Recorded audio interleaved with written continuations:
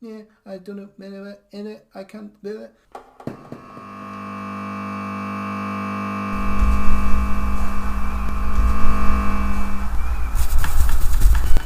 You'll share man's greatest thrill. They tried and failed. They tried and died. You're dealing with the creme de la creme. Hello and welcome to episode 7 of the Scratchcast, the alternative pop culture podcast. I'm your host Sneds, and as always I'm here with the irrepressible rogue Grant Patterson. How are you getting on, Grant? I'm very well, thank you. Good. How are you feeling after the last podcast, your top 20? Alright. To be fair, I've been kind of listening to a lot of kind of old albums recently, and I have to admit there's been a few times where like, this could have probably made it into my top 20, but it is what it is. It's recorded and it's done. Yeah, there's no time. There's no time for regrets now. No. Cool. Okay, so on this episode we're going to be talking about last year's album by Pumarosa, the recent EP from Easy Life, and new albums from Higher Power, Bombay Bicycle Club and Spanish Love Songs. But before we get to that, on the last episode we swapped a couple of singles we wanted each other to listen to. I gave Grant Underneath by industrial hardcore band Code Orange, and Grant gave me Your Light by indie electropop outfit The Big Moon. So where do you want to start? Should we just discuss Underneath? Okay. Yeah. So as Ned said, he gave me Underneath by Code Orange. It was released on the 10th of January 2020, so this year. As Ned was saying, they're a hardcore industrial alt-rock band from Pittsburgh, Pennsylvania in America, who formed in 2008. From what I read, Underneath is one of the singles from their upcoming new album of the same name, which is due to be released on the 13th of March 2020, so any day now, sometime next week as a matter of fact. Be next Friday, yeah. Next Friday. So to be honest, this isn't the type of thing I would normally listen to, but I have to admit I did enjoy it nevertheless. The song opens with this kind of mechanical churning noise that kind of continues throughout the course of the song. The vocalist, who at first I thought, I just assumed it was a male vocalist, but I later found out it's a female vocalist, by the name of Reba Mears, I think her name is. So she kind of comes in round about the kind of 16-second mark, and even while she's singing, I noticed that there was quite a lot going on in the track. I could hear kind of like muffled kind of screams somewhere off in the distance, so that there is quite a lot of kind of texture and depth to the song, which I quite enjoyed. I thought it was an interesting juxtaposition between her vocals, which are pretty much just straightforward singing, I would have said. Yeah. Whereas the second vocalist kind of delivers these vocals in this kind of screamo, hardcore way or fashion. And I quite enjoyed that, to be honest. And he comes in round about the 45-second mark, and I just thought they kind of complemented each other really well.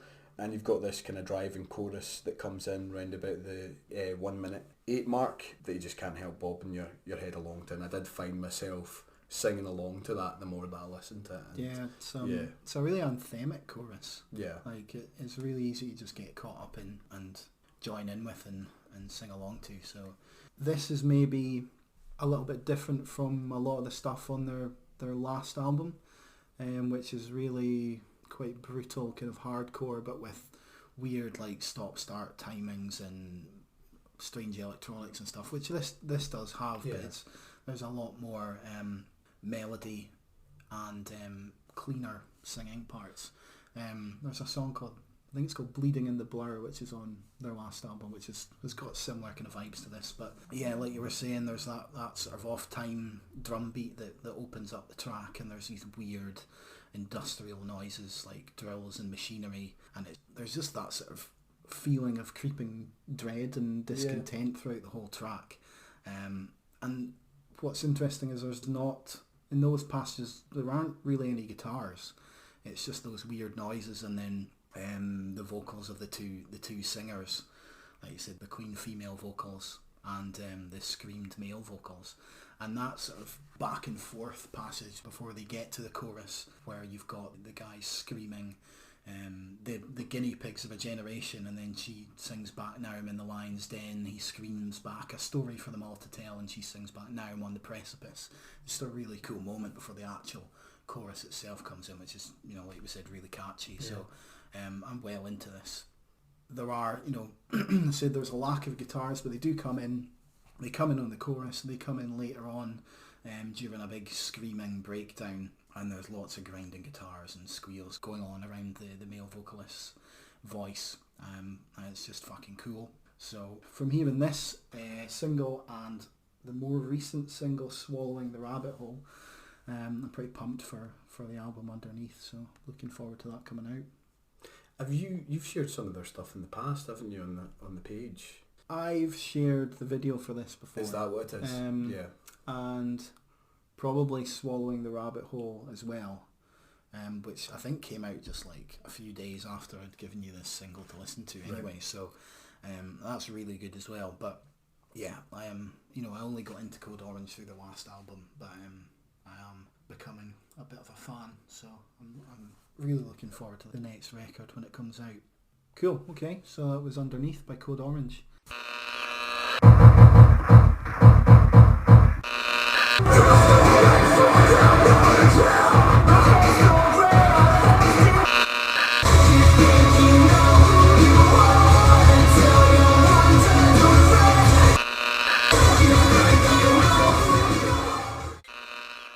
Okay, so what about Your Light by The Big Moon? I don't really know all that much about The Big Moon.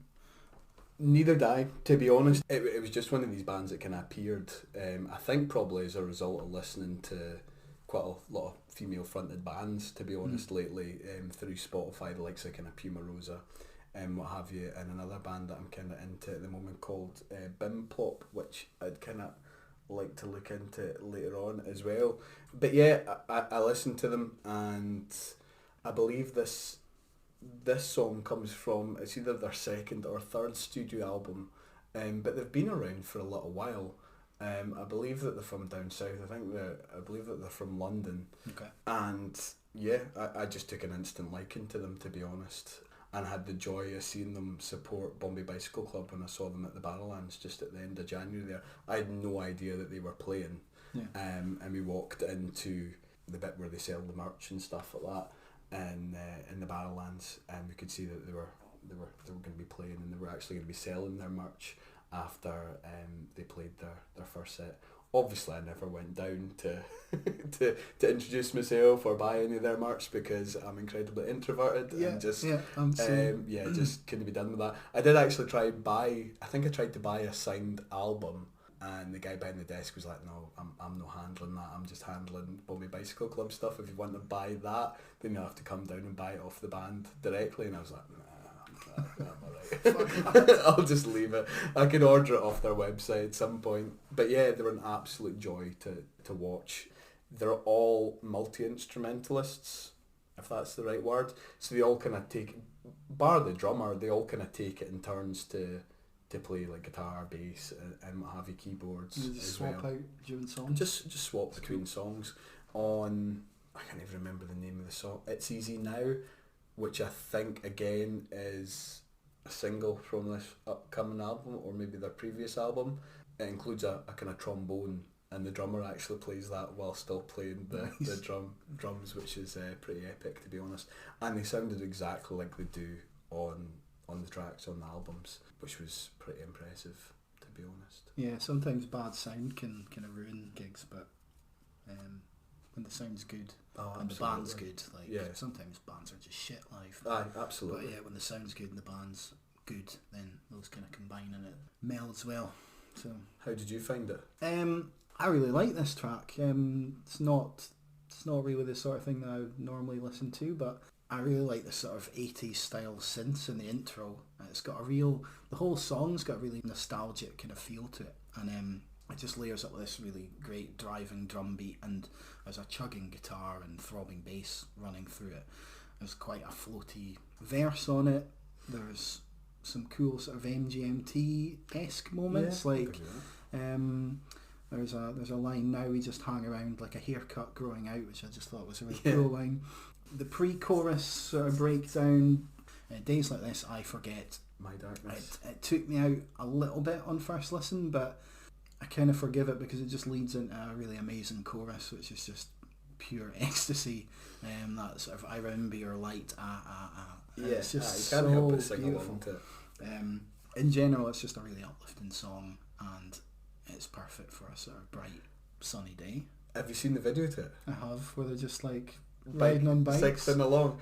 And the best bit of it is, I think when they're singing the last chorus of the song, they're on like these old-fashioned bicycles, like you said. They've got like wicker baskets in the front of them, and remember there's like kind of little Muppet things up here, and they just kind of sing along. I don't know what they're supposed to be, but it was a stroke of genius in my opinion. I noticed that as like why are they even there? But fine, if it makes the video a bit more interesting. But my only other criticism is maybe it's a little bit long. It's like about 5 minutes, which you could get fed up of it. But to be fair, but I didn't really like it, to be honest. But it's pretty good. Is it an all-female band? Yes, it They is. are an all-female band, so Yes. I think that's pretty cool. And we're actually recording on International Women's Day today. Oh. So that's quite good timing. It won't be International Women's Day when this By the podcast time it goes gets up. released, But today is International Women's Day, so Sunday the 8th of March. it is. Yeah, cool. Yes. Actually, another interesting thing is the Big Moon were just announced as ambassadors for Record Store Day 2020, which doesn't mean a great deal other than they'll have some kind of special release, a more special release than maybe some of the other special releases on Record Store Day. So it's maybe worth keeping an eye on what they are doing in the run-up to Record Store Day and what they're going to be releasing. When is Record Store Day this year? 18th of April. April. I think it's a Saturday. So if you're into buying unique and sometimes pointless records, then Record Store Day is a good day out. I have to admit, I've never bought anything at the Record Store Days. I do, however, have a pretty cool Madness record from a Record Store Day. I think it must have been last year or the year before, that our good friend Boff gave me as a moving in present, so it's Very quite good. cool. So it's Madness One Step Beyond. You know how they do that thing where they're all kind of standing back to back like that? No. Not If really. you know Madness, it's quite a well known picture of them where they're all kind of back to back and kind of dancing, almost like in a kind of conga, not back to back, kind of front to back. I don't know, in some sort of conga of sorts, I suppose, a ska conga. Right, let's go. And yeah, the actual record's in the shape of that. So I don't know how it would actually play, to be honest, but it's pretty cool. I'm planning on getting it framed at some point. Nice. Okay. So anyway, so Sorry. that was Your Light by the Big Moon. Pretty good track. I haven't listened to any of the rest of the album, so I'm quite interested to do that. And I think we'll probably cover that on the next. I think that'd be a good idea. The next podcast, same as we'll probably cover Code Orange's album as well. So it'll be an interesting episode. We've done these 2 singles on this podcast, and then the next one we're going to be going in on the 2 albums. So Yeah, that sounds good. excited for that.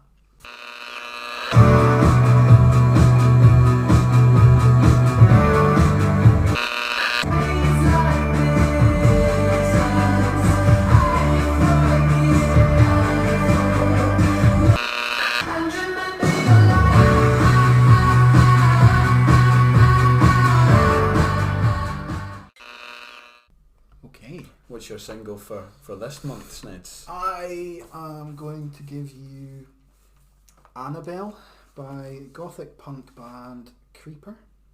Their last album, Eternity in Your Arms, which came out in 2017, is a personal favourite of mine, and off the back of Annabelle, I'm pretty excited for their new album, Sex, Death and the Infinite Void, which is due to come out on the 22nd of May.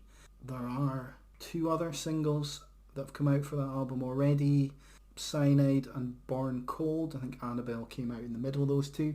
Annabelle's definitely my favourite of the 3 that's come out, and it's an absolutely brilliant song, so I'd be keen to hear your thoughts on that. Sounds good. I've got quite an interesting one for you, to be honest. It's very different from Your Light by the Big Moon, definitely. Again, this is something that just appeared in my kind of Spotify feed. I'd never heard of this artist before, but he's been around for quite some time. I think he's originally from America. I want to say Philadelphia, but I'm not 100% if that's true. But he's now UK based, and I think he's got quite an extensive back catalogue. He's a guy by the name of BC Camplight. It rings a bell. I've heard of BC Camplight, but I haven't heard any of his music. I don't think I had heard of him, to be honest. But the single that I want you to review is a song by the name of I Only Drink When I'm Drunk. Okay. Really quite interesting. I don't really want to say all that much about it, because I enjoy it, but at the same time I don't really know what to make of it, but it's piqued my interest, let's say that. Like it makes me want to hear more from him. And I think this is a single which was released on the 26th of February 2020, so again this year, just recently. It's a single from his upcoming album, which may or may not be of the same name. I'm not 100% sure. However, what I will say about it is it includes the amazing opening lyric. This afternoon I thought about Buckfast in space and danced around my kitchen singing Ace of Base. I think we've all had that existential conundrum from time to time. Yeah, I like the sound of that. Cool. Okay, I'm looking forward to listening to that. So that was Annabelle by sort of gothic punks Creeper, and I Only Drink When I'm Drunk by BC Camplight. All right. Okay, so let's get on to the albums now, and I think we've decided to just do them in chronological order. So in that case, we're going to start with Devastation by Pumarosa, was actually from last year. I'll let you kind of introduce this as you put it forward. Yeah. So as Snid said, it was released last year, just towards the end of last year. It was released on the 15th of November 2019. It's 11 songs, or there's 11 songs on it, and it's approximately 51 minutes and 36 seconds long, so just under an hour long. It's the band's second studio album. Their debut album, The Witch, was released in 2017. I initially got into the band kinda after watching them perform Priestess, which is one of their first singles off the aforementioned The Witch album, on the Jules Holland show. It's quite an interesting performance from what I can remember, but more after my kind of ex-partner kind of looked into them a bit more and showed me some more of their stuff. I would say that this second album is very different from The Witch. However, if you look back into their back catalogue, in particular the singles that they've released over the years, I think they've always had a foot in this kind of dance, trancey sound, which I think is more prevalent in this album than it was in the first album, The Witch. For example, that song that I just mentioned, Priestess, has numerous remixes over the years. Okay. The actual studio version of the single was released in 2015. But yeah, I really enjoyed it. When you listen to the opening tracks, you get the feeling that it's almost not of this time, which is something that I literally just said to you just before we started recording again there. Because I kind of feel as if there is this kind of heavy 90s vibe off it. There's certainly some elements of that I've picked up on. There's a song towards the end of the album called Into the Woods. Yeah. And there's even elements of Nine Inch Nails.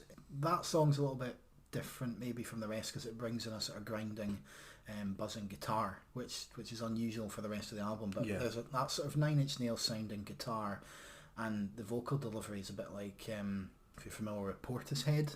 Yeah, okay. That was the kind of vibe I was getting from that song in particular. Both big bands of the 90s. Yeah, yeah. As with quite a lot of the albums, well, the music that we're discussing this time round, there's a lot of kind of depth and texture, as you said. You know, there's quite a lot of electronic drum beats, kind of synth loops. There's a bit of clarinet chucked in there at some points as well, which was kind of more prevalent in the previous album, in particular that song, The Priestess. A lot of fuzz and reverb, as you said as well. And yeah, something that I kind of noted about the kind of lead vocalist, Isabel Munoz Newsom's vocals is they kind of just seem to give it a wee bit of direction and kind of glide seamlessly over the top of it all. really quite enjoyed. Her vocals are really strong. A big part of why I enjoy this album, I think, is her vocals, definitely. Yeah. The first two tracks on the album, Fall Apart and I See You, is it I See You? Yeah. They're both just outstanding tracks, and that's how you want your album to start, with two really great songs. And I love the opening to Fall Apart, just the way that the album starts is with this like clattering drum beat, and it's almost like a drum and bass kind of song, and it just intertwines with this weird, mysterious sort of electronic drone that for some reason just reminded me of like some of the music used in The Mighty Bush. So it's that kind of weird, mysterious, and I don't really get that from any of the other tracks. It was just that specific sort of electronic in the start of that track, which I just thought was really cool. And the verse is kind of just stripped back to that drum beat, and then Isabel Munoz Newsom's vocals, and then it's got a really soaring and haunting chorus. Yeah, really cool. I See You has got this really cool chirping like electronic melody. It sounds a little bit like an organ maybe, but it's just really cool, sort of mesmerising melody for the vocals to kind of shimmer over the top of. And I just love that build that electronic has into the chorus, and everything just kind of merges together. The drums and the bass and the electronics and the vocals in that chorus. It's just a fantastic song, really. Overall, it's a pretty good album. How would you describe that kind of sound? Because to me, there is a kind of dancey element to it, but I don't know the difference between house, trance, dance. Neither do I really. All kind of utility room. I'm not. None of those sort of genres are ones that I'm heavily into. Yeah. I dip into lots of different kinds of music, but I'm not sort of a hardcore fanatic in any of them. So sometimes I'm like, well, I don't really know what this is, but I like it, kind of thing. But I found an interesting. I didn't read the article. Right. But I found an article in The Guardian by somebody called Carolyn Sullivan, and it was just the first line that piqued my interest, was describing the band as the missing link between Joy Division and Pendulum. And I thought that was a really interesting description, because some of the vocals are quite sort of moody in that sort of Joy Division way, and then it's juxtaposed with that, that brass kind of dance ethic of Pendulum. So I found that to be a really kind of apt description. And sorry, Caroline, I didn't bother to read the rest of your article, but you gave me a good description of this band to go back to. I mean, because Heaven, for example, which I think was one of the singles from that album, I mean, I could imagine raving along to that in a nightclub. Yeah, and I think you could with a lot of the songs. Some of the songs, are a bit more subdued than others, but there's always a sort of catchy hook to kind of latch onto and dance away to, I suppose. I think the only song that doesn't let this album down, but probably the least good song in the album would be Factory, in my opinion. Yeah, it's... I can't quite remember what track number it is. Yeah, it's a really slow burn, and not that much happens in it, really. So yeah, I probably agree with you on that. But yeah, it's a pretty strong album. It's a really cool sort of haunting vocal on the song I Can Change, and it just goes, I can change, I can change, I can change. But it's like there's so many moments like that. They're just really catchy, and you're just like, this is a great band, and this is a great album. So I hadn't heard anything about Pumarosa until you mentioned them to me, and I haven't gone back to any of their other stuff. But I really liked this. Yeah, like I said, it's very different from the first album, but yeah, I really enjoyed it as well. I would say the first album has a bit of a kind of psychedelic element to it. I've seen them live as well at King Tut's. It must not have been too long after the release of the first album. And again, they're just another band that's an absolute joy to watch. Yeah. It's funny you say what you were saying about the kind of psychedelic. the sort of psychedelic kind of element. Because on the second last track, Lost in Her, my only note that I took was that it's an 8-minute hippie track. It's just, that's the only thing I can think to describe it. So it's yeah, just kind of psychedelic then. 8 minutes of just weird hippiness. Yeah, good album, I think. Yeah. What would you rate it? Let's see this rating system in full flow. I have to find it first. Give me a second. There we go. Okay, so I was gonna give it an 8, but which is just very good. But I think I have to give it a 9, which is exceptional because it kind of is. I've given it an 8 out of 10. Yeah. To be honest. Yeah, I mean I wouldn't disagree with you. However, I'm trying to think back on the albums that we've given 9 out of 10 to previously and whether they kind of compare. I'd happily give this album an 8, and I think A strong 8, yeah, shaky 9. Yeah, I think some of the best, like the album opens so well. There's just some really good tracks in it, so maybe a 9 is pushing it a little bit, but it's definitely an album that, well, an 8 out of 10 is a must listen. So yeah, it's absolutely that. definitely. I'd agree with that. Yeah, I'd agree with that. Cool. Okay.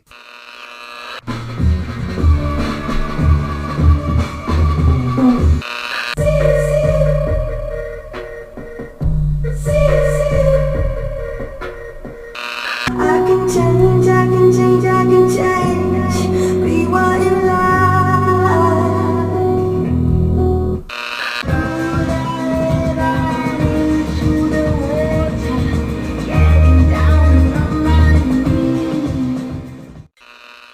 We're going to go on to next, my man. What are we going to go on to next?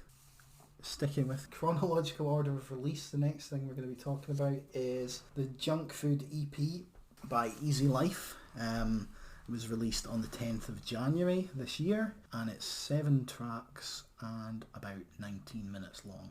So Easy Life are a sort of dreamy, kind of laid back poppy hip hop group. They're from Leicester. They've been getting quite a lot of traction recently and a relatively big push from the mainstream, which is something that would normally... Get your hackles up. Yeah, we discussed this before when we were talking about Black Midi, but something that would normally be like, I'm not going to bother with this. But before any of that, I'd heard the single Earth, which has just got a really fantastic chorus. It sort of goes, and yet another crash landing, I need a little understanding, and it's got this pulsing electronic all the way through it, and I'm just an absolute sucker for that kind of thing. Now, I sent you a mysterious video before I got here. Yes, you did. Which is the clip of like the little kid who can't like get his words out. Ah. And the reason I sent you that is because on Earth there's a sample of that in the sort of opening bars, really? And it took me a while to figure out what it was. And I was just, and you can now that you know what it is, you'll recognise it. But it's just that little kid going sort of like, yeah, I don't know in it, I can't do it, and he can't get his words out. Let's use a sample. It's really cool. It's just a clever use of a sort of popular internet meme. Yeah. And yeah, it's just a really cool thing to see implemented on here. So that's how I got introduced to Easy Life, and I was quite excited about this EP coming out. The sort of singles that followed that up, just made me want to hear this even more. What's your thoughts on Easy Life? I've written here, obviously I hadn't heard of them before. It was yourself that introduced me to them. And it's their first EP, isn't it? I think they've released mixtapes in the past, but this is the first EP, official EP, as it were. Yeah, what's the difference? Aye, really. But yeah, you're right. This is their first EP. And obviously I kind of saw it yours, and I've seen the kind of album cover since, and I noticed that the tagline in the front cover of their EP reads, "A mixtape from your new favourite band." And although I might not go that far, they've definitely got an appeal. This isn't something I would normally listen to, that kind of trip hop sound. Yeah, yeah, I'd go with that. Mixed with a kind of English accent. Doesn't really sound like my cup of tea, but it works really well, and as I've written down here, I think that there's something to enjoy about every one of these songs, whether it's the kind of playful lyrics, such as "Look at me, I'm so fucking attractive," or the kind of catchy sounds and the funky loops that they use. I think there's something to enjoy from each one of these tracks, to be honest. Agreed. Like, one of the things I like about this is they actually use real instruments, which for kind of modern hip hop, that seems like an increasingly rare kind of thing. So the fact that you've got, you know, like proper drum beats and like catchy bass lines and sort of funk guitar sounds and things. There's even brass and stuff in this. I mean, it just makes it all the better, rather than just being that kind of that trap sort of, that typical kind of trap like hi-hat sound that's in everything. And that's definitely part of the appeal for me. And I suppose the fact that the bass is sort of front and centre on a lot of the tracks. Like, there's a really cool sort of rolling bass line on the track Nice Guys, and there's a sort of more subdued sort of low-key kind of bounce on the song Sangria. But there's also, like you said, there's lots of these really good vocal moments. Like on Sangria in particular, there's the line says, I fucking hate it when you leave because you've got something that I need and I'm not zen enough to do this each week. And just some of those lines are really cleverly written. I enjoy the female vocals in that song as well. Absolutely, yeah. They're really good. And you've got, in the pre-chorus for that same song, you've got party in the kitchen, drink all day and we fuck all night, we don't sleep. In fact, is that Sangria or is that Nice Guys? I think that's Nice Guys. Yeah, I think it's Nice Guys. Regardless. Nice Guys. it's a really cool lead-in to the chorus. Yeah, there's lots of kind of funny wee lyrics like that that's peppered throughout the course of the album. Is it SL6? Is it LS6? LS6. South sorry. London postcode or something? I don't know. I don't know. Fuck no. I don't know. Don't think I'm stuck with.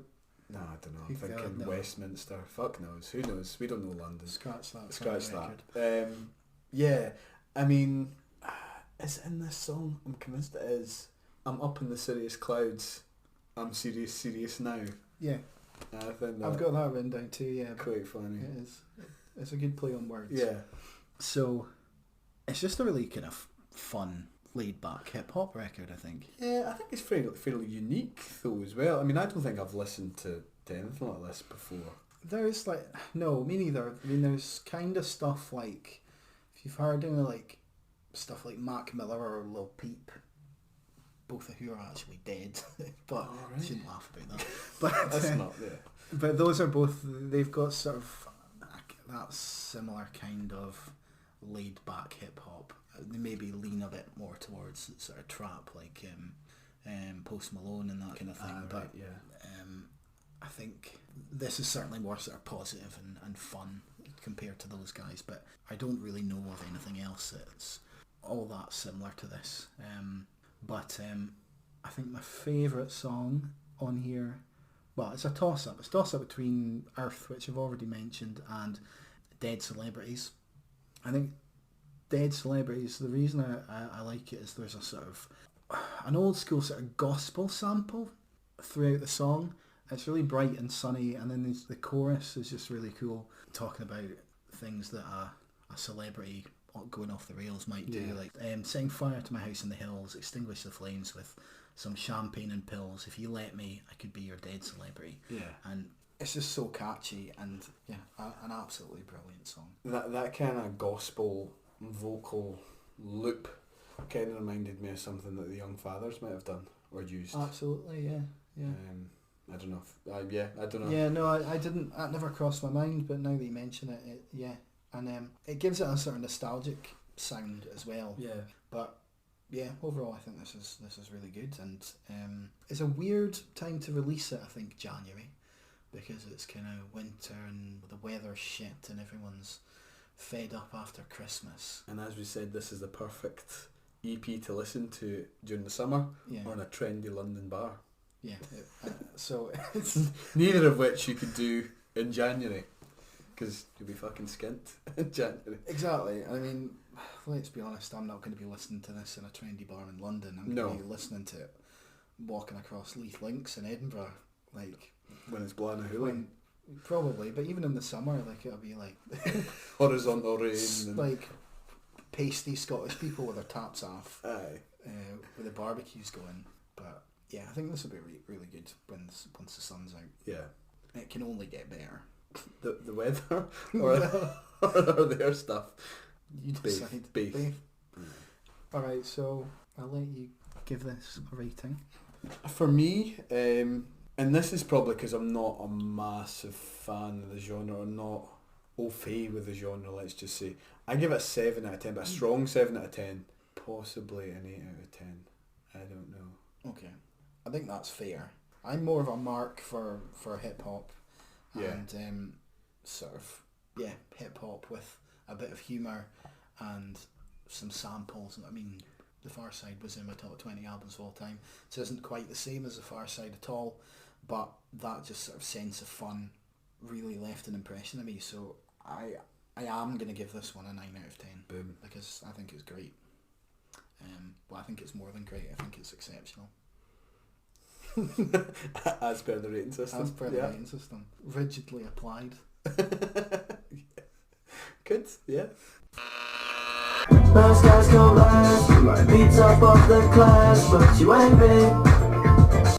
I'm not standing off to do this each week. Cool, okay, so the next album is by a band called Higher Power, which Grant has just confessed to me that he forgot to listen to. So I'm going to have to talk about this on my own.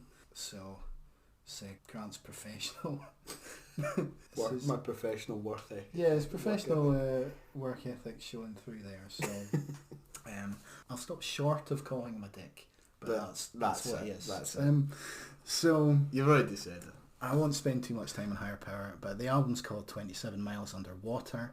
It's released on the 24th of January this year, and it's 11 songs and close to 35 minutes long. So Higher Power are sort of hardcore / alt-rock band who come from Leeds. This is their second album, follows their debut Soul Structure, which was released in 2017. I haven't heard anything from Higher Power before this, so I'm not familiar with their debut album. But on 27 Miles Underwater, at least, they are doing something quite similar to bands like Turnstile and Angel Dust, in that they're infusing a sort of hardcore style with alt rock, and those are both styles of music that I really like. So this is kind of right up my street. The album opens with the song Seamless, which is just a really awesome opening song. There's like massive chainsaw riffs in the start, and then the drums, the bass and the vocals all kind of smash in together with that sort of face-melting hardcore intensity. But the chorus is much more melodic, sort of clean vocals, singing, and I wish it was as seamless as it seemed inside my head. And it's quite a soothing chorus compared to the sort of all-out battery of the verse. The vocals remind me quite a lot of Perry Farrell, who's the frontman of Jane's Addiction. And Jane's Addiction are a sort of weird alt-rock band from the 90s. Mm-hmm. And if you've heard any of their music, Jane Says in particular is quite uncanny on that song. And some other Jane's Addiction songs like Mountain Song or Just Because, you'll hear some guitar tones that are not too dissimilar to Higher Power. So there's a really big like 90s alt-rock influence here. The next track, Shedding Skin's got a really it's got this kind of bounce with screeching guitar picking and grinding riffs, and again it's got a really melodic chorus, which is just quite a lot of fun to sing along to. Other songs like Lost in Static and Rewire 101, they've got a driving intensity and sense of melody in the vocals that really hook me in, and there's just a great mixture of hardcore screaming and melodic clean singing. And I think there's probably as much clean parts as screaming parts. Right. Sometimes there's more screaming than kind of melodic vocals in this, in sort of hardcore bands and whatnot, but there's a really good balance between those two different types of singing, and often it's the chorus that the Queen singing comes in on. Perhaps my favourite song on the album is a song called Low Season. It's just got these really cool sort of picked razor sharp guitar lines and another kind of big melodic chorus with sort of depressing lyrics of I'm low, so low, can't get up, I'm still falling. And yeah, I just love singing along with that. It's so catchy. There's influences from bands like Refused on the opening riff for Passenger. There's, you might hear a bit of Alice in Chains thrown in there, and towards the end of the album there's a track called In the Meantime, which is pretty much an acoustic ballad, but it sounds a lot like Angel Dust's most recent album, Pretty Buff. Now, Angel Dust are a sort of hardcore band similar to Turnstile, who on their most recent album just became a sort of acoustic driven hardcore band, which is a strange concept. They're performing sort of hardcore, the pace of hardcore songs acoustically with clean vocals, whereas So what's that? What does that setup look like? Is it acoustic bass, acoustic guitar? I can't say I've really looked into it, but it's all the fuzz and reverb and distortion is all stripped away, so it's quite a cool thing. Definitely worth a listen. And there's even a bit of Korn that shows up at one point on the album closer, Drag the Line. So there's a lot of cool stuff going on in this album. It's not perfect. It can be a bit samey every now and again, but if you're looking for just like some big riffs and a bit of screaming and a bit of melody, you could find far worse than Higher Power. So I'd give this an 8. Maybe a 10. Yeah, because I think for people like me who like hardcore and alt rock, then yeah, I think this is a must listen album of that crossover like Turnstile. Cool. I'll have to give that a listen. Okay. But yeah, I think you'd probably quite like it.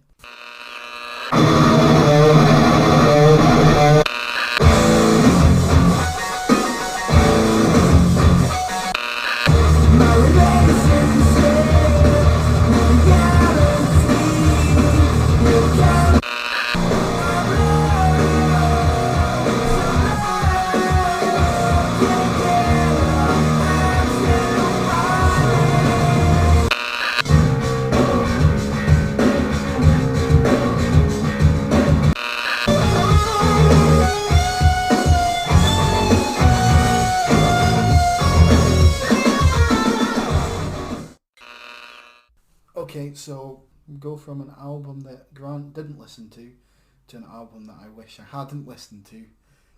It's Bombay Bicycle Club's new album. Actually, it's probably a bit harsh, but Well, it is what it is. Yeah, Bombay Bicycle Club. Everything else has gone wrong. It certainly went wrong for Sneds.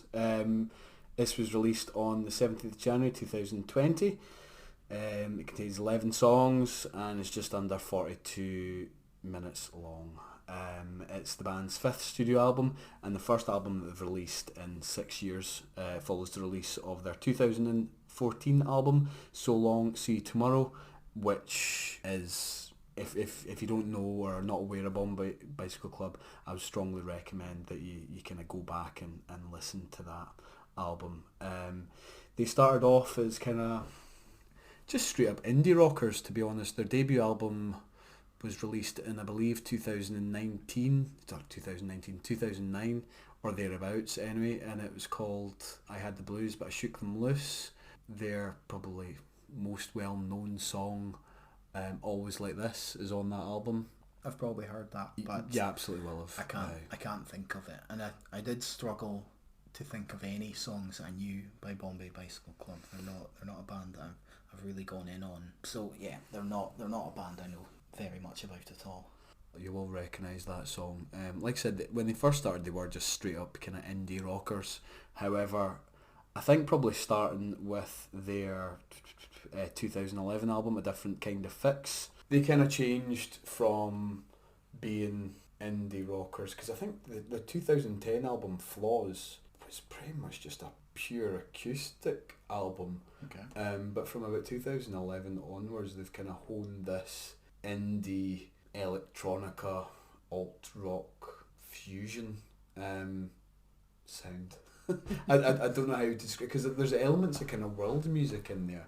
For example, their 2014 album "So Long See Tomorrow" contains a song called "Feel," which has a Bollywood kind of vibe to it. It probably sounds ridiculous, but you really need to listen to it. Like it is really good. And there's elements on this album as well. I can't quite remember what song it is off the top of my head. I'll have to kind of look at my notes. Oh, it will come to me. Yeah, but I think there's kind of elements of that sound kind of peppered throughout the course of the album. I really enjoyed it. I have to admit, and I've said to you before we started recording, that there are times where some of the electronic sounds and loops that they use throughout the course of the album, I found them to be quite jarring. For example, like the first song, which I believe is Get Up. Get Up. It sounds like something that you might have heard in a kind of 1970s infomercial or something like that. It's a sort of sort of woodwind kind of sound. It is odd. I don't think there's any like wood instruments. Is that the phrase that you use? Woodwind instruments being used. I think it's purely electronic, but I did find it. I found it difficult to kind of settle into it, but then as soon as kind of Jack Steadman's lyrics come in and the rest of the band come in, like, you know, all is forgiven for me. I don't think it's as good as their 2014 album. I think there's a handful of standout tracks for me. Obviously, Eat, Sleep. What was it called again? Eat, Sleep, Wake. Eat, Nothing Sleep, But Wake. You. Eat, Sleep, Wake, Nothing But You. The single from the album. I mean, that's probably the most standout song. That's one of the songs that I did like. Uh-huh. I did like that quite a bit actually. But you know, it's got some cool electronics, like some bendy guitar licks, but the vocals themselves are sort of, I don't know, a bit too wet for my liking. The other aspects of the song do sort of pull me in. I suppose I should explain my problem with the album. And in general, it's just because it doesn't hold my attention. Okay. And that's fair enough. And I sort of start a song, and I'll either go yeah or I'll go. But then as it goes on, it's neither up nor down for you. Yeah, and then as it goes on, I just kind of forget that it's playing. Right. And then maybe something will come in that just grabs my attention again. So it'll be like a wee hook where you're like, right, yeah, okay, that's quite it's interesting. almost. Yeah. I mean, there are some songs that just put me into like a catatonic state. That's not good. It's interesting you say that, because what I've written in my notes is there's lots of really interesting and groovy wee hooks that you can't help but kind of fall in love with, such as, like, you know, hand claps on Good Day, which coincidentally I've said includes the cracking line, first my looks and then my friends, day by day I'm losing them, losing collagen, losing elastin, and we like interesting guitar sounds, like the wee guitar slides on Eat, Sleep, Wake, Nothing But You. I found that, like, I can't help but like play a wee bit of air guitar to them, like. But yeah, for you it's not enough to kind of hold.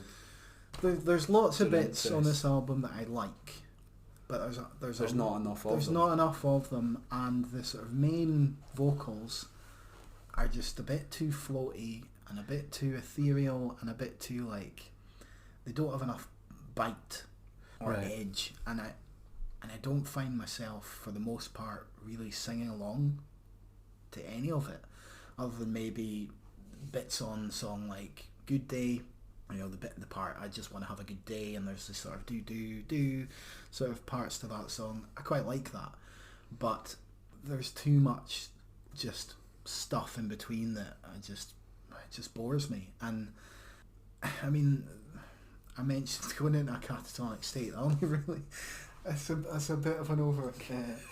Your eyes just roll to the back. But it kind of, I mean, that happens on the song Racing Stripes particularly. Oh, see, I like that. I've wrote fucking snooze fest in my lyric. Yeah, in my notes, sorry. And there's just nothing about that song that makes me want to listen to it again. Yeah. I just don't like it. There's some quite a good way to end an album, I thought, though. Just there's a sort of, I feel like that song's got a sort of long instrumental bit that kind of builds, but everything leading up to it is just boring. and everything that leads up to the instrumental build in the Yeah. song is boring. Because obviously it's very different from the rest of the tracks on that. Yeah, and I've picked out some of the things I do like. I do like Get Up. I quite like the way that song starts, and I like when the guitar comes in on that song as well. Yeah. But it's the vocals that don't get me on that song. I don't really like Is It Real very much. There is a lot of stuff going on. It's got quite a cool rolling sort of drum beat, almost like a marching band kind of rattle in parts of it. But again, I think my big problem is the vocals just don't pull me in at all. And when what's underneath the vocals isn't that exciting either, there's not a great deal for me to really get into. Aye, I mean, I think it'd be interesting for you to go back and listen to their back catalogue, because, as I said earlier on in the podcast, I went to see them in McInnes just at the end of January there, and like we said, it was the Big Moon were the kind of support act. It was also around about the time of the 10th anniversary of the release of their debut album. So that must have been released just towards the end of 2009. And like I said, when they first came onto the scene, they were just kind of straight up indie rockers. They played a lot of the tracks from their first album and prefaced it by saying that it was the 10-year anniversary. And I mean, I really enjoyed it. For me, they've always been a band that's kind of been there in the background, but I never actually realised how much of influence they've had until I was there in the Barrowlands with McInnes and they're playing all these old songs. Yeah. Fuck. Evening, Morning, for example, that was just phenomenal. The notes that I've got here is, and see when they played Evening, Morning, fuck me. It was really, really good. Like I said, it's more of a kind of straight up indie sound, probably a bit harder, but by the same time Jack Steadman's vocals hasn't really changed all that much. So I think it'd be interesting to see, for you, just to see what you make of their old stuff in comparison to their new stuff, because I mean, it would be interesting to go back and see if any of that other stuff vibes with me at all. Aye. And it's strange. It's a strange one because I like some stuff of this ilk. I mean, the band Tongue, whose album was on my top 20s list, they're not too dissimilar to this kind of thing. It's sort of electronic folk, sort of indie kind of thing. Aye. I just think when you compare it with this album, they just do it a lot better. And Yeah, that's fair enough. the vocals are stronger, the electronics are stronger, and all that kind of thing is stronger for me. So yeah, I don't know. It just didn't really vibe with me at all. That's fair enough. It's unlikely I'll even go back to the songs that I do like. Fair enough. What would you rate it? Well, 4 out of 10? it's I think looking at that, it must be a 4 out of 10 for you. So it's a 4 out of 10 is meh, not worth going back to, and a 5 out of 10 is forgettable, 1 or 2 good songs. And while it does have 1 or 2 good songs, I don't think they're good enough for me To give it a 5. to give a 5. So I think it sticks at a 4, which Okay. I think is what you gave Bats, Probably, yeah. which I'm still bitter about. And to be honest, I haven't. Admittedly, though, in my defence, You haven't gone back. I haven't been back to them. Fair. So yeah, I stand by that decision. Although there was, I mean, Call of Cthulhu was banging. I enjoyed that, and Summoning a Demon, was that the first name of the first Summoning track? the Demon, yeah. Summon the Demon. Yeah. Yeah, aye. But yeah, interestingly, it isn't a band that I've went back to. I've given them a 8 out of 10, possibly a 9, but I don't know if that's just because I'm a fan of them anyway. Yeah. Well, If you've that been makes quite. sense. You've been. I've been really listening to them for... Yeah, you've been really positive Years. about this, so it doesn't surprise me. And I think if you're already a fan of a band that does this kind of thing, then you're more likely to give a higher score. But Yeah. I mean, one thing I will say about them, when I went to the Balance, they were electric. Again, similar to the Big Moon, really tight band. Tight band.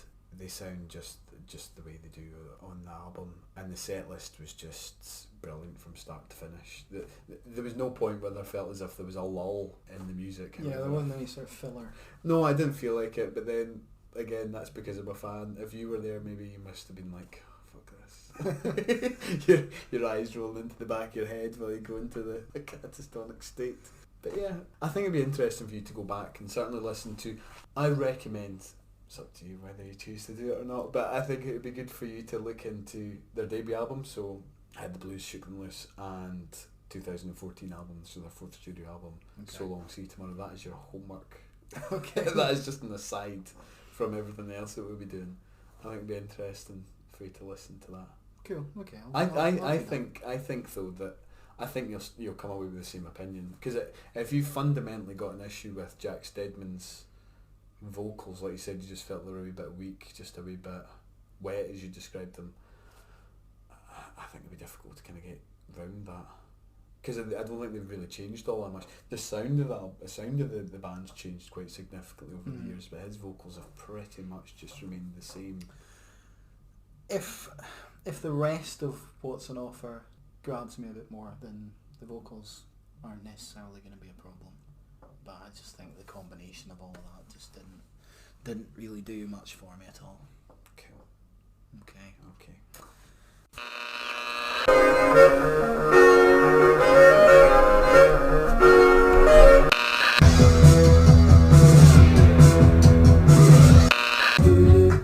I just wanna have a good day. I just wanna have a good day. Is this our last album? I believe so, sir. Okay. So I'm kind of bracing myself for your opinion on this band. The last album we're going to be talking about is Brave Faces Everyone by Spanish Love Songs, which is possibly one of the worst band names ever and doesn't give you any idea of what they sound like whatsoever. No, it doesn't. But they are a punk rock band from Los Angeles, California. If you want a rough idea of what they're like, then if you know bands like the Wonder Years or the Menzingers, then it'll give you a rough idea of the sort of thing that they do. I was first introduced to this band with their album Schmaltz, which came out in 2018, and that album had some really amazing and emotional songs like Sequels, Remakes and Adaptations, or The Boy Considers His Haircut. And that album probably had a more kind of pop-punk orientated sound to the music. The musicianship was quite fun, despite having really depressing, self-deprecating lyrics. Brave Faces Everyone is their third album, and to be honest, I wasn't fully into it the first time I heard it. So there was a bunch of singles came out before the album dropped, and I'd heard singles Losers, Losers 2, Kick and Beachfront Property, and I quite liked all of those tracks. And I think when I first put the album on, because I'd heard those songs more, the songs around them didn't quite have the same impact as the album might have had I not, because that's a lot of singles from an album to hear before the album comes out. So, but that said, the more kind of time I've spent with the album, the more and more I love it. The opener, Routine Pain, sort of sets the tone perfectly with sort of jangling guitars, and the lyric On Any Given Day I'm a 6 of 10. So from that you can kind of expect that the album's going to be quite bleak. That's exactly what I've described it. And it just kind of goes on from there on. It's, sad, it's negative, but some of the musicianship itself is quite bright and driving and uplifting, even when they're singing about depressing subjects. I would say that the music is fairly straightforward in its riffing and drumming, and it's really the vocals and the lyrics that will draw people in. And most of the choruses on here are fucking massive as well.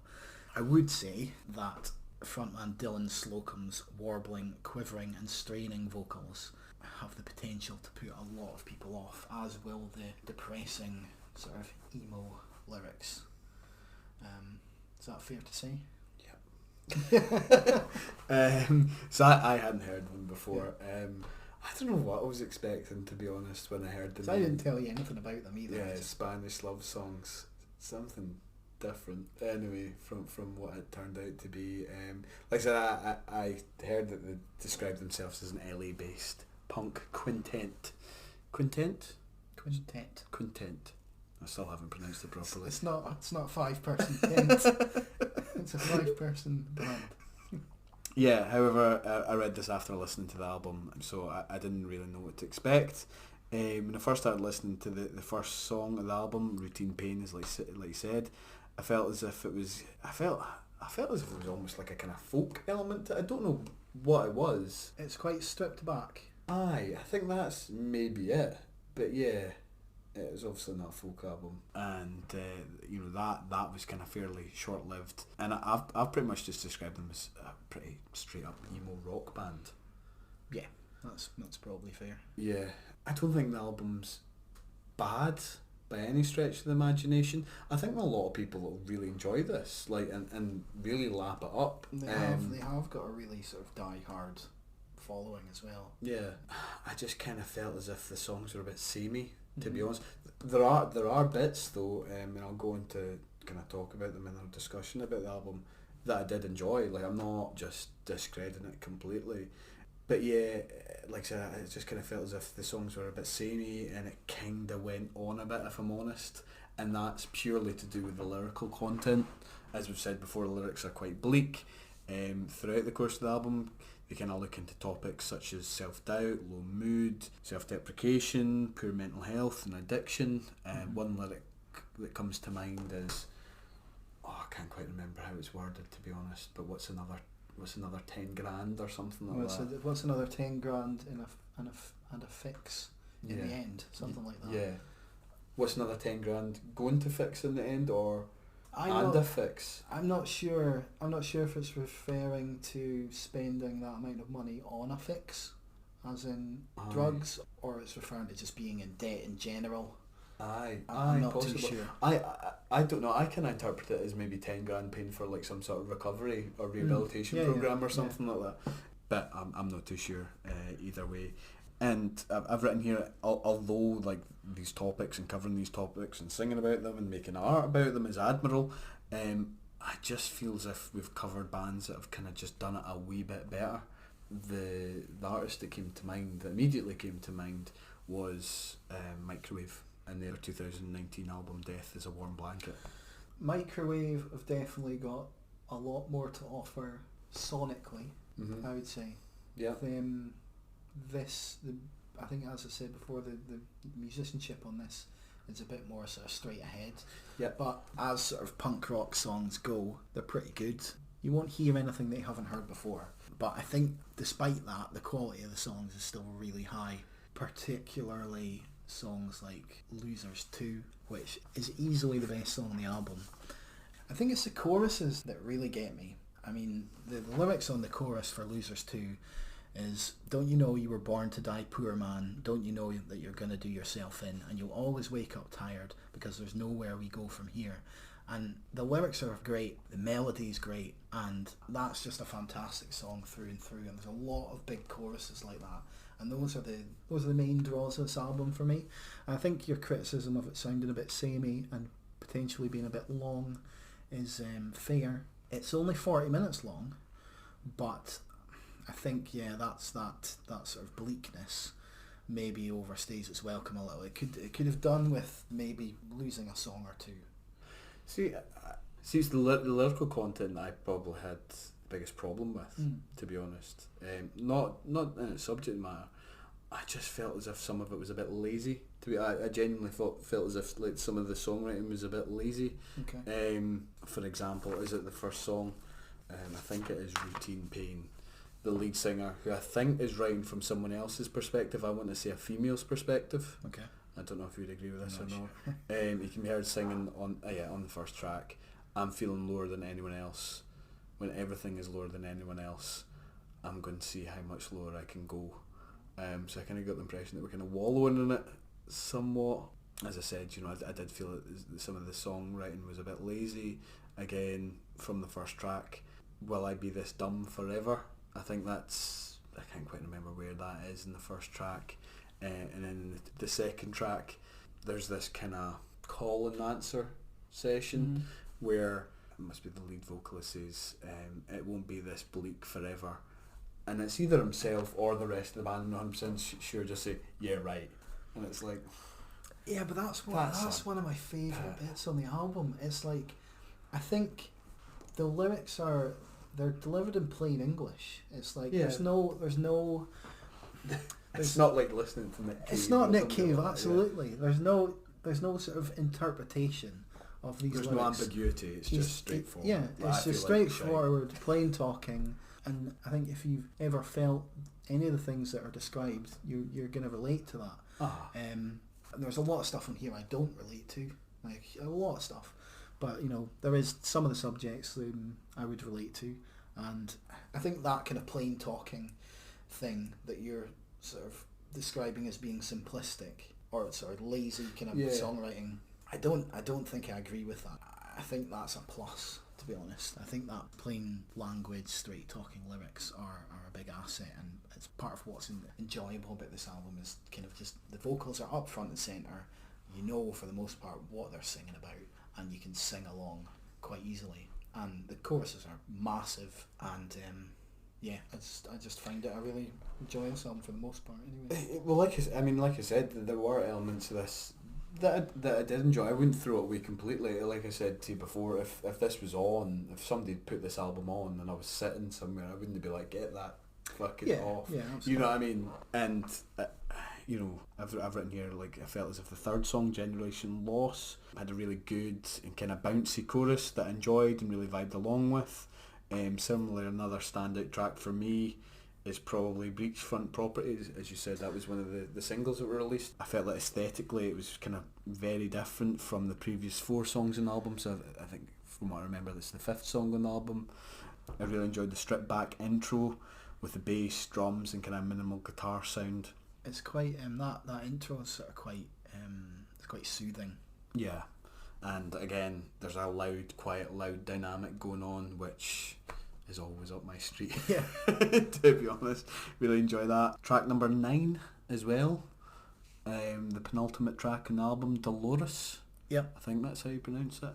It's quite good as well, to be fair. I thought, and I don't know if you would agree with this as well, I've written in my notes here that given the album's lyrical content and the topics that it covers, I thought that maybe this song may have been a dedication to Dolores O'Riordan, the lead singer of the Cranberries, whom tragically passed away on the 15th of January 2018, because it kind of sounds like the details of her death and some of the lyrical content appears to match up with the events of her death, but it could just be purely coincidental. But I think it'd be quite interesting to kind of look into. It certainly depicts a kind of tragic scene and kind of talks about, I think the song takes place in a hotel, I believe.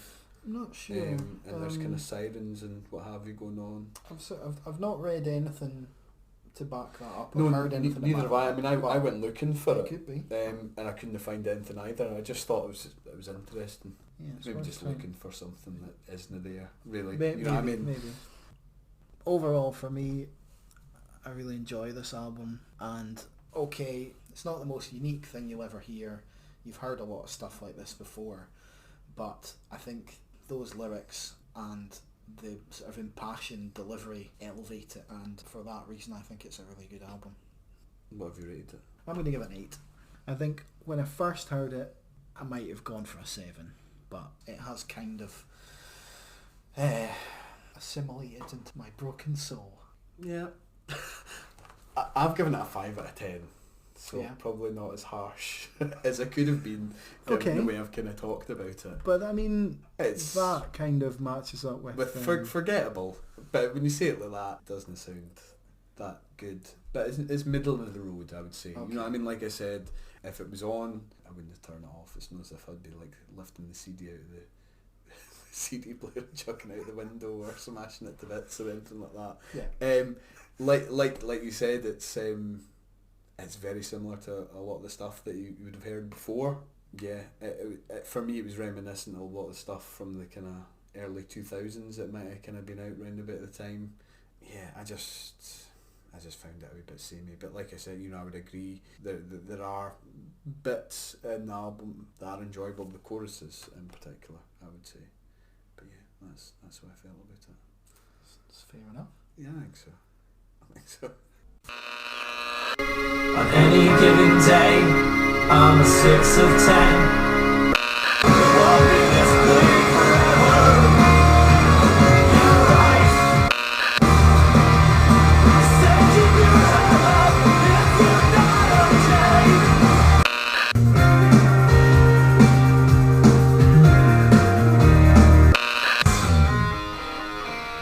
Don't you know you were born in time for man?